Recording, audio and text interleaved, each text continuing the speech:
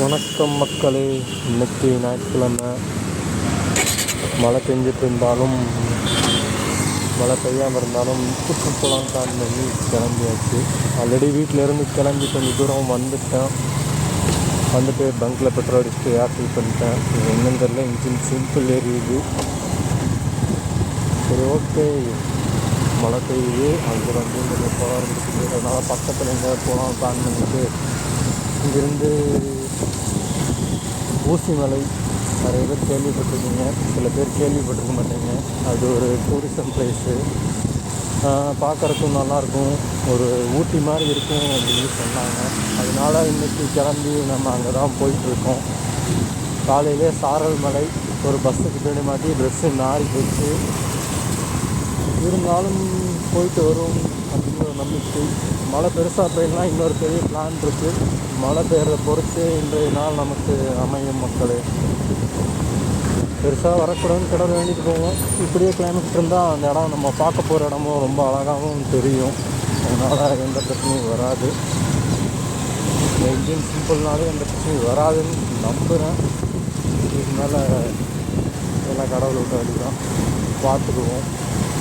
Okay மக்களே, நான் இடையில வீடியோ ஆன் பண்ணுறேன். பாய். ஹலோ மக்களே, பெருமானார் கோயிலை காட்டினாலாம் பார்த்தேன்.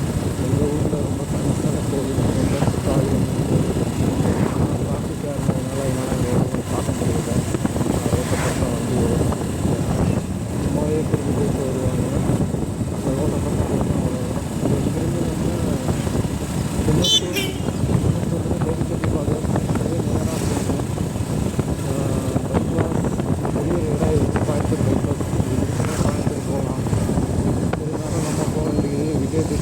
போகிற வழியெல்லாம் உண்மையாக நான் ஏற்கனவே வேறு ஊருக்கு இந்த வழியாக போயிருக்கேன். இந்த ரோடு உண்மையாலுமே கொஞ்சம் மோசமாக இருந்தாலும் பார்க்குறதுக்கு அவ்வளோ அழகாக இருக்கும். நம்ம ஏரியா நோக்கி போயிட்டுருக்கோம் மக்களே. வந்துட்டேன். இந்த மாதிரி பெரிய வண்டிக்கு பின்னாடி மட்டும் மாட்டிக்கவே கூட இன்றைக்கி, ஏன்னா பூரா மழை பெஞ்சு சேர் சரின்றதுனால அவங்க டயர்லேருந்து தெரிக்கிற சேரும் டயர்லையும் பக்கமே வண்டி மேலே பயங்கரமாக உதவுது. அதனால் இங்கே பின்னாடி போகலான்னு சொல்லி தண்ணி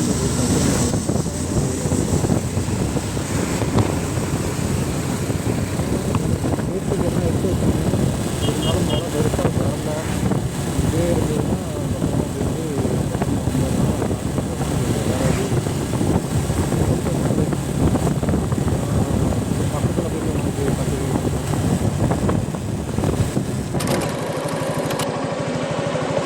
மக்களே. இப்போ நம்ம பாரியூர் அம்மன் கோயில்கிட்ட இருக்கோம். அப்படியே ஃப்ரேமை பாருங்கள் மக்களே. விவசாய பூமி. அப்படியே இப்போ தான் பனி வந்து விலகிட்டுருக்கு, சூரியன் வெளியே வந்துட்டுருக்காரு. பாருங்கள் என்ன ஒரு அழகாக பச்சை பசேன்னு இருக்குது. காலையிலேயே அருமையான காட்சி. நம்ம ஊரை விட்டு ஒரு 50 கிலோமீட்டர் வந்திருக்கோம். அதுக்கு என்ன அழகு, சொல்கிறதுக்கு வார்த்தை இல்லாத அளவுக்கு அழகாக இருக்குது இந்த இடம். காலையிலே ஊட்டி கொடைக்கானல் மாதிரி இருக்குது நம்ம ஊருக்கு கடைசியில் பார்க்க போனீங்கன்னா. வா வா வா வா விபத்துக்கான பகுதி. ஆமாம், இந்த அழகை சுற்றிட்டே போனால் விபத்து நடக்கிறதுக்கும் வாய்ப்பு இருக்குது. அழகே ரசிக்கணும், அதே சமயம் ரோட்டையும் பார்க்கணும். ரெண்டையும் ஒரே டைமில் பண்ணுறதுக்கு கொஞ்சம் கஷ்டம்தான். இருந்தாலும் அப்படியே ரெண்டையும் மேனேஜ் பண்ணிட்டே போகும்.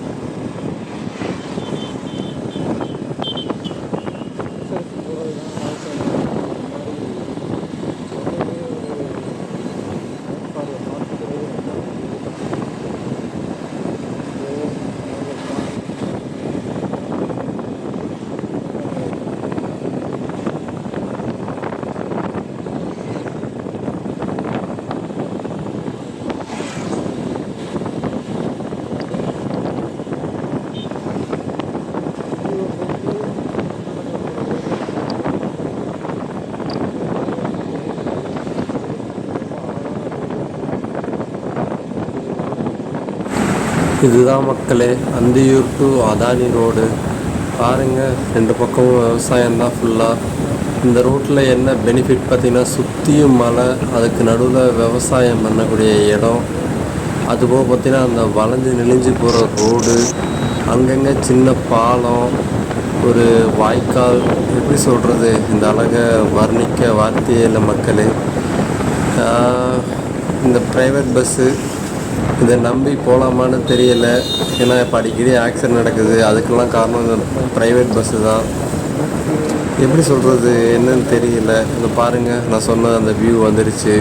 பக்கத்தில் பெரிய ஒரு வாய்க்கால், சுற்றியும் மலை மேகங்கள், மேற்கு தொடர்ச்சி மலை தான் நினைக்கிறேன். அது போக பனைமரம். இப்போ எங்கள் ஊர்லலாம் ஒன்றுமே இல்லை இந்த மரம்லாம்.